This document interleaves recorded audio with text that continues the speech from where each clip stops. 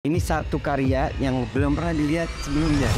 Siapa sih yang gak kenal sama Avandi? Avandi Kusuma. Menurut Wikipedia, seorang seniman yang dikenal sebagai maestro seni lukis Indonesia. Avandi merupakan pelukis Indonesia paling terkenal di mata dunia internasional. Itu semua gara-gara gaya romantisme sama ekspresionisnya yang sangat khas. Lo bayangin, dari tahun 50-an beliau udah pameran tunggal di India, di Inggris, di Eropa, bahkan di Amerika. Dan Avandi tergolong seorang pelukis yang sangat produktif karena beliau dalam umur hidupnya sudah melukis lebih dari 2000 karya. Dan beliau punya andil yang besar dalam pergerakan proklamasi kita. Pada tahun 1945, banyak para pelukis yang ambil bagian, yaitu melukiskan gerbong-gerbong dan tembok-tembok dengan tulisan Merdeka atau Mati.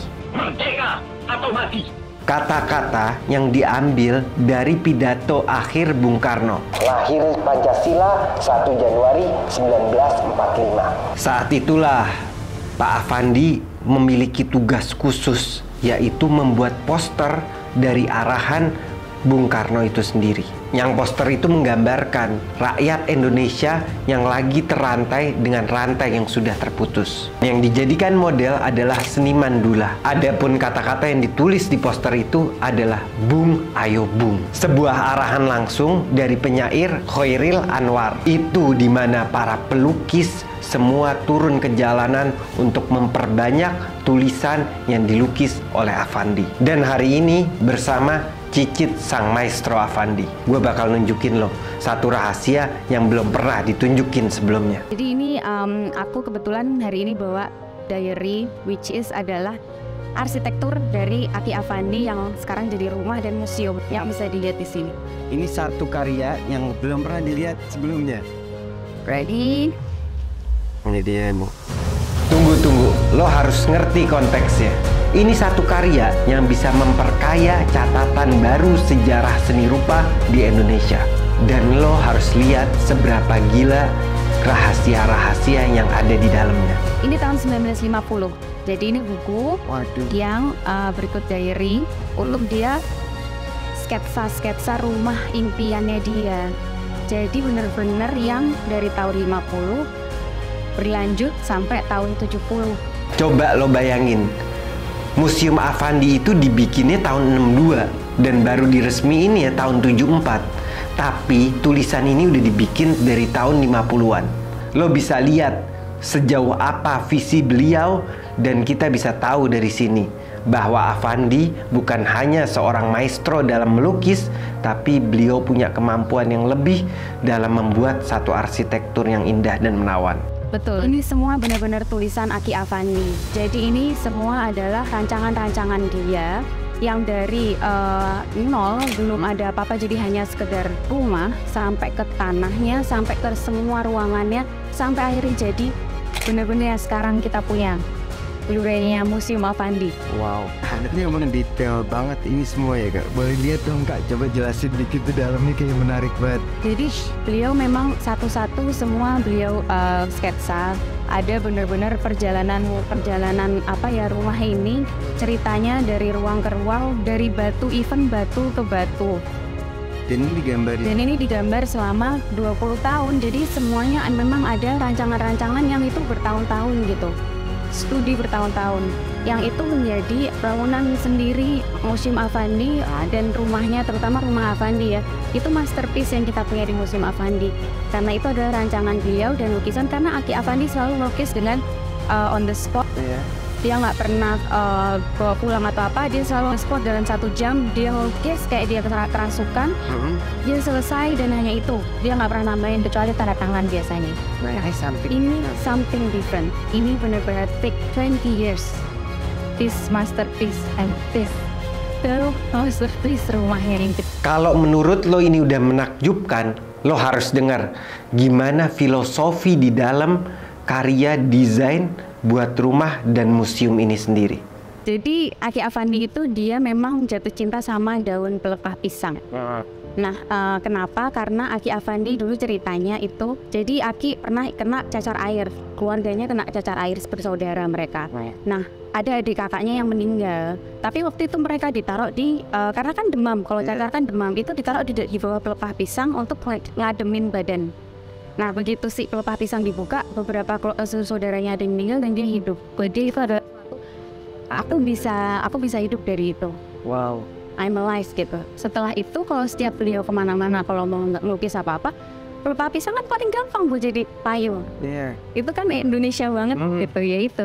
Jadi pelepah pisang tuh kayak buat dia tuh kayak naungan, kayak bener-bener yang bikin dia selamat. Ngingetin tentang hustlingnya beliau juga ya kak. Satu ini rumah didesain sendiri dan juga punya filosofi yang punya cerita mendalam. Yes. Emang kalau artis beda ya kak. By the way aku penasaran banget, ini kan satu artis yang unik banget dan sangat rare. Ini kan langsung dibikin sama Aki Affandi dengan plating itu. Yes.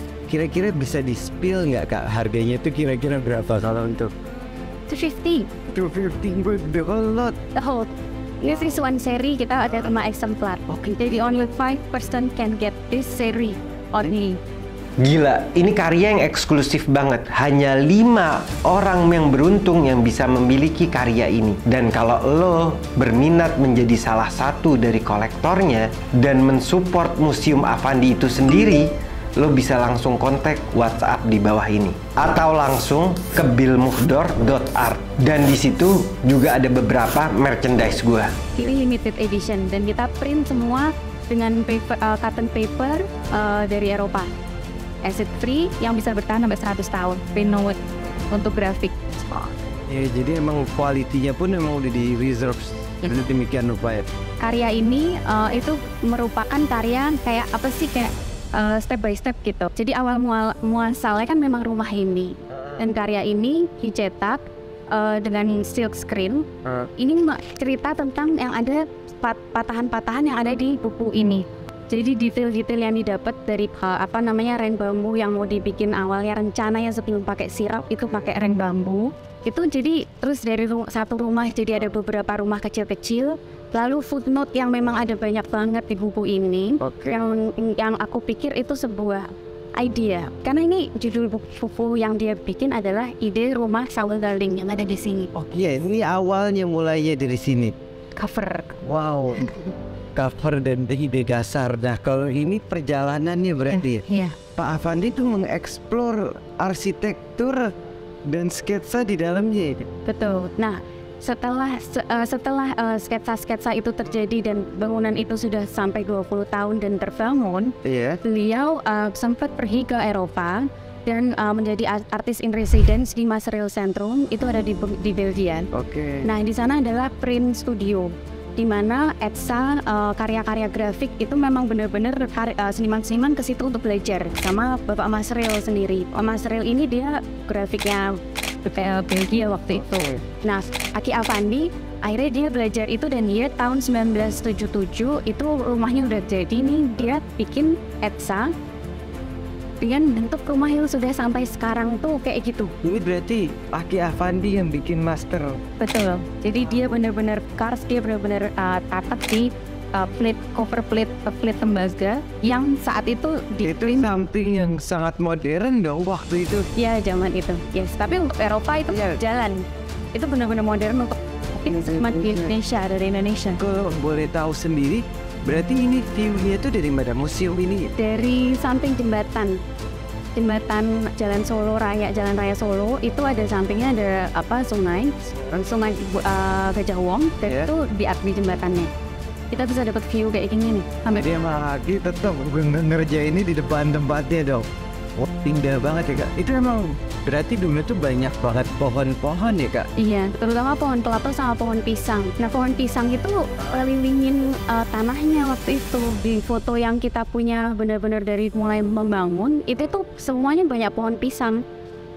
Dan ini tanganin langsung pakai. Ini ada lukisannya nggak kak? Nggak ada lukisan. Aki nggak setahu aku sih, dia tidak pernah melukis Rumah aja? rumahnya. Wow, ini dua hal sih yang aku melihat deh pribadi. Satu mobil, rumah burung. Rumah burung ini. Jadi pakai bambu tinggi banget dan ada rumah burungnya. Dulu masih ada dari cerita dari tante aku, tapi sekarang udah nggak ada. Mobil Aki Afandi tuh suka banget mobil. Jadi dia waktu perjalanan Eropa, aku diceritain dari mama aku. Nah, mama aku kebetulan juga ke Eropa sama Aki Afandi. Itu Aki tuh selalu seneng kayak dia tuh, wah ada mobil yang bagus gitu. Dia mau pakai itu, dia mau cobain jalan. Tapi selalu pakai supir, dia nggak pernah supir sendiri. Jadi dia tuh seneng banget sama mobil bagus. Bisa dilihat nanti kalau ke Museum Afandi, kita punya mobilnya dia yang bener-bener kontemporer zaman itu. Dia suka mobil, jadi memang itu harus masuk di dalam ke rumahnya dia. Gini, ini dari awal kan, udah dari akhir kan. Kayaknya ada dua hal yang menarik juga kayaknya nih dari karyanya ini. Pak Afandi sampai sedetail itu berarti ya. Kalau aku ngelihat di sini, ini bambu ring nih, atap hujan ya. Gimana Kak? Ceritain dikit boleh nggak Kak? Jadi sketsa itu tuh banyak yang detail-detail kayak gitu. Kayak ini juga ada footnote-nya.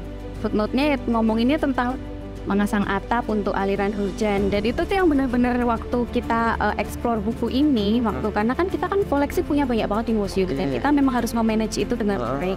Biar bisa jadi sesuatu yang baik untuk publik, bisa edukasi publik gitu kan. Nah, itu saat kita buka ini, itu tuh ada yang menarik tuh banyak footnote kayak gitu tuh yang kita ada hitungan, berapa kerikil, berapa batu, berapa semen, itu semua sampai perjalanan ke Bali butuhnya berapa duitnya, nyebrang berapa, terus bensin berapa untuk supir berapa, itu semua ada di buku ini. Itu kayak kita yang kayak this is fresh. Ini benar-benar maksudnya satu ini full dengan sketsanya Pak Afandi, kedua juga ini dibikinnya unik beda sama biasanya Pak Afandi melukis. Terus juga ada personal touch dari beliau sendiri ya. Ya ini laki banget aku bisa lihat ini, benar-benar keren banget. Ini berarti bisa dikoleksi Kak? Ini bisa banget dikoleksi karena kita memang rumah Aki Afandi, Aki kita tuh dia butuh banyak biaya untuk renovasi. Karena dengan berjalannya waktu itu banyak humidity kita tinggi banget di Indonesia. Jadi bangunan yang saat itu memang dia menggunakan bahan-bahan alam yang dia dapat, dengan kondisi sampai sekarang 40 tahun kan pasti ada perubahan, pasti harus ada perawatan. Nah, perawatan itu yang kami sangat-sangat membutuhkan dana untuk itu. Nah, makanya dari sini kita pengen kasih ini loh rumah ini loh yang dia ciptakan, yang kita tuh mau preserve ini gitu. Oke.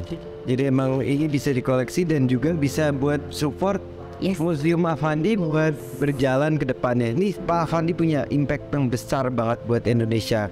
Ini bikin keyword, jatuhnya udah keyword buat seni di mancanegara, udah di dunia. Secara ekspresionis pelototannya Pak Afandi yang baru ditemuin di beliau. Jadi ini adalah treasure buat kita semua sebenarnya. Gimana Pak Afandi udah ngebuat seni di Indonesia tambah maju.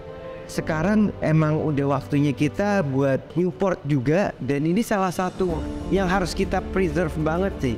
Apalagi kalau lo lihat tadi gimana Pak Afandi itu punya satu pemikiran yang panjang banget, berarti 20 tahun kan beliau itu untuk membuat satu mahakarya, yaitu rumahnya. Yang which is kalau kita notice sekarang dengan buku ini, rumahnya sendiri itu adalah piece of art yang terpaku di situ. Benar-benar di rumah itu bisa buat satu museum.